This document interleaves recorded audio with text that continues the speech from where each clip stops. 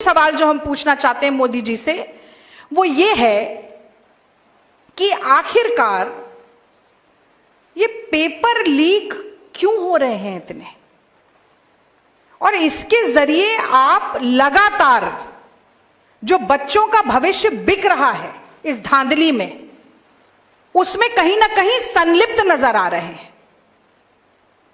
और मैं ये बात पूरे ताल ठोक कर कहना चाहती हूं कि बिहार के दूर दराज गांवों में, कस्बों में गरीब माँ बाप जो अपना पेट काट कर, अपनी महत्वाकांक्षाओं को सिकोड़ कर, अपनी ख्वाहिशों को दफन करके, एक एक पैसा जोड़कर अपने बच्चों को पढ़ने के लिए भेजते हैं, एग्जाम की तैयारी के लिए भेजते हैं, और फिर पेपर लीक हो जाता है, परीक्षा रद्द हो जाती है, साल दर साल, साल दर साल, साल दर साल ये कुचक्र चलता रहता है। जैसे कि हमने वो सनी देओल की फिल्म में सुना था ना, तारीख पे तारीख, तारीख पे तारीख, तारीख पे तारीख, वैसे ही ये पेपर लीक पे पेपर लीक, पेपर लीक पे पेपर लीक। और जब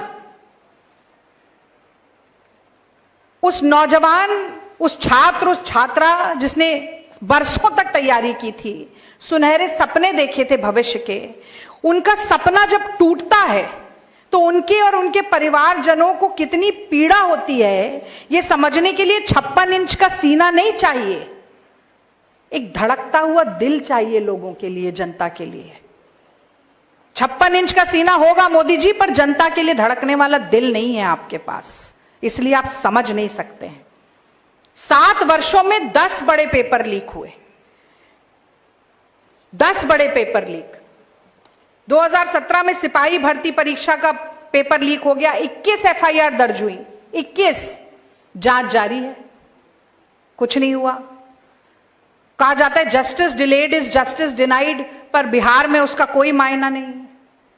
17 में सिपाही भर्ती का पेपर लीक, 19 और 21 में पुलिस की भर्ती का पेपर लीक, 21 और 22 में उत्पाद विभाग की परीक्षा का पर्चा लीक, ईओयू द्वारा जांच चल रही है। 2022 में बीपीएससी की परीक्षा का पेपर लीक हो गया, फिर 21 एफआईआर दर्ज हुई पर कुछ नहीं हुआ। 2023 में फिर सिपाही भर्ती का पर्चा लीक हो जाता है, 17 के बाद फिर 23 में लीक है।